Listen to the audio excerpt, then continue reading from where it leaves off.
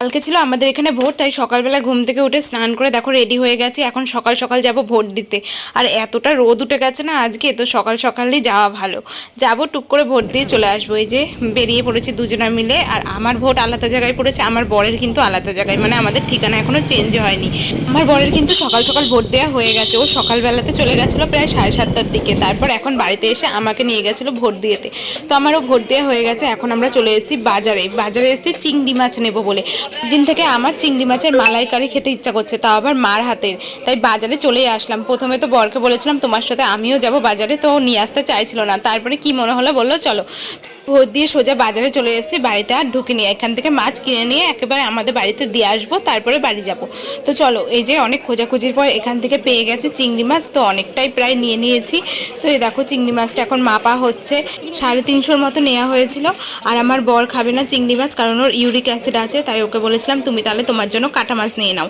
আর আমার না এখন চিংড়ি মাছটাই বেশি ভালো লাগছে, কিন্তু কাটা মাছ এগুলো খেতেই ভালো লাগে না একদম। তো ওর জন্য দেখো এখানে কাটা মাছ নিয়ে নিচ্ছে একটুখানি। তো আমাদের মাছ নেওয়া হয়ে গেছে, এখন আমরা যাব বাড়িতে। তো চলো আবার ওই বাড়িতে গিয়ে তারপর তোমাদের সাথে দেখা করছি। আর আমাদের বাজারটা একটুখানি দেখে নাও তোমরা। বাজারটা কিন্তু অনেকটা বড়। এর আগে তোমাদেরকে আমি একটা ভিডিওতে দেখিয়েছিলাম, কিন্তু অত ভেতরে আর ঢুকলাম না, এই সামনের থেকেই নিয়ে চলে এসেছি। আর এখানে অনেক সবজি বাজারও ছিল। এখন আমরা সোজা যাচ্ছি বাড়িতে। বাড়ি যাওয়ার পথে দেখো এখানে বিক্রি হচ্ছিল ডাব। তো ডাব দেখতে পেয়ে এখানে দাঁড়ালাম, কারণ একটা ডাব খাবো। ডাবের যা দাম শুনে আর খেতে ইচ্ছা করে না। তো এই ডাবটা নিচ্ছি, এটা বলছে 70 টাকা। এর আগের দিন আর এক জায়গায় ডাব দেখেছিলাম এর থেকেও ছোট, বলছিল 100 টাকা করে। তাহলে ভাবো ডাব বিক্রি করেই মানুষ এখন বড়লোক হয়ে যাবে। তো এই যে রাস্তায় আমি দাঁড়িয়ে জলটা খেয়ে নিলাম, তারপর ওনার থেকে কাটিয়ে নিয়েছিলাম। নিয়ে এবার আমরা যাচ্ছি বাড়িতে। তো এই দেখো বাড়িতে চলে এসেছি। বাড়িতে এসে মাকে আমি দিয়ে দিলাম চিংড়ি মাছগুলো। আর এই দেখো আজকে সঙ্গীতা দিয়ে এসছে বেড়াতে। আমি ওকে বলছিলাম তুই এসেছিস, আমাকে তো একবারও ফোন করলি না। তো ও বলছে আমি নিজেই জানতাম না যে আসবো, কারণ ওর বরের ভোটের ডিউটি এখানে পড়েছে, তার জন্যই ও বেড়াতে এসছে। আর এই দেখো মাকে আমি বললাম একটা চামচ নিয়ে আসতে, আর মা কত বড় হাতা এনে দিয়েছে। এটা দিয়ে নারকেল তোলা হচ্ছে এখন। তো এই নারকেলটা খাওয়া হবে। মাকে এক ফালি দিয়েছি খাওয়ার জন্য, আর এই যে আমি আর আমার বর দুজনা মিলে খাবো এক ফালি। আর আমি এখানে এসেছি, তাই যেটি বলছিল যে মনাকে রেখে যাও এখানে, ও বিকেলবেলায় যাবে খুনি। তো বিকেলে গেলে তো হবে না, আমাকে এখনই বাড়ি চলে যেতে হবে। তো এই যে নারকেলগুলো এখন আমরা সবাই মিলে খাচ্ছি এখানে। ওর জন্য যে কাটা মাছটা এনেছিল সেটা মাকে বলে ভেজে দিতে। আর ওই দেখো মা সেই ডাবের শ্বাসটা খাচ্ছে, আর আমার বাবু নারকেল চিংড়ি করবে বলে তাই ওই নারকেলটাকে ছাড়িয়ে দিচ্ছে। এখন আমি আমাদের বাড়িতে যেতে পারবো না একটা কারণে, তার জন্য আমি জেঠিদের বাড়ি থেকে দাঁড়িয়ে দাঁড়িয়ে ভিডিও করছিলাম। আর এই যে বাবু মাকে এখন নারকেলটাকে ধুয়ে কেটে দেবে। ভালো আছিস? আপনার কিছু বক্তব্য আছে? আপনি ভোট দেবেন না? ও আমি ভোট দিয়েছি, এই যে আমার প্রমাণ, ভোট দিয়েছি। কি খাবি ভালো মন্দ? ও নারকেল চিংড়ি তোদেরও হবে? হ্যাঁ যা। তো কষ্ট করে নারকেলটা ছুললো, তারপরে দেখছি ভেতরে পচা।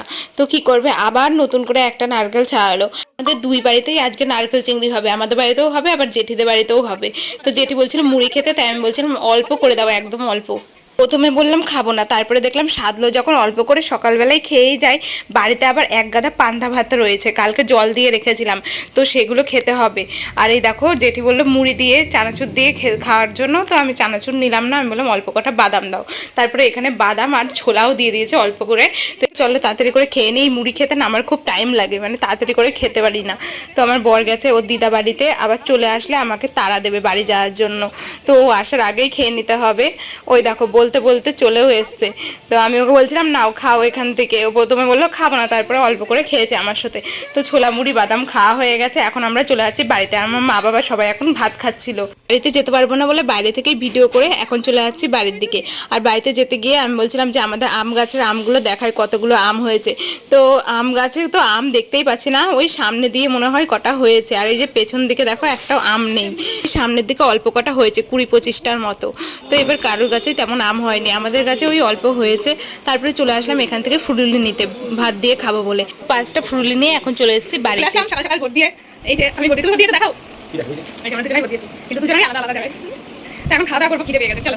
পান্তা ভাত দিয়ে লঙ্কা দিয়ে খাবো। দেখছি বাড়িতে লঙ্কা নেই, তাই গাছ থেকেই নিতে আসলাম। গাছে পাবো কিনা চলো দেখি। গাছেও তো তেমন দেখছি না, একদম কচি। ঝাল হবে কিনা জানি না, হয়তো ঝাল হবে না। কচি কচি লঙ্কাগুলোই ছিঁড়ে ফেললাম। এই যে এই 3টে পেয়েছি, আর এটাতে ছিল, এটাতে সব খাওয়া হয়ে গেছে তুলে। ঠিক আছে, এই তিনটেই দেখছি, আর দেখছি না, তো এটাতেই হয়ে যাবে। চলো, এখনকার মতো তো কাজ চালিয়ে দেওয়া যাবে। আচ্ছা, তোমরা কি বাদাম বাটা দিয়ে পান্তা ভাত খেয়েছো কখনো? ওই যে পেঁয়াজ কাঁচা লঙ্কা দিয়ে যে বাদামটা বাটা হয়, ওটা দিয়ে না পান্তা ভাত খেতে কিন্তু দারুণ লাগে। তো কাঁচা লঙ্কা ছিল না বলে ওর জন্য বাদামটা নেওয়া হয়নি, নাহলে প্রথমে ভেবেছিলাম বাদাম বাটা দিয়েই পান্তা ভাতটা খাবো। এই যে এখন সকালবেলায় পান্তা ভাত খাবো, লবণ কাঁচা লঙ্কা তার সাথে পেঁয়াজ নিয়েছি আর ফুরলি দিয়ে। আর আমার বর আমাকে লবণ দিতেই চায় না, ওকে বললাম একটু বেশি করে দাও, বললো না। লবণ ছাড়া কি আছে? চুপ। সকালবেলায় তো পান্তা ভাত খেয়েছিলাম, আর দুপুরবেলায় দেখো আজকে কত কিছু আছে মেনুতে। ডাল, এখানে আছে উচ্ছে আলু ভাজা, তার সাথে ছিল শাক, আর এই যে মা দিয়েছিল পটল চিংড়ির তরকারি, আর তার সাথে চিংড়ি মাছের মালাইকারি, যেটা তো খেতে আমার দারুণ লাগে। আমার মা হেভি করে এটা। আর তার সাথে ছিল মাছ ভাজা। মাছ ভাজাটা তো আমি খাবো না, আমার চিংড়ি মাছের মালাইকারি দিয়েই সব ভাত খাওয়া হয়ে যাবে, জানো তো। তো আমি পটল চিংড়ি নিয়েছিলাম, চিংড়ি মাছের মালাইকারি নিয়েছিলাম, আর শাক ভাজা দিয়ে ভাত খেয়ে নিয়েছিলাম। আর এই থালাটা দেখতে পাচ্ছ, এটা আমার শ্বশুরের জন্য বাড়া হয়েছিল।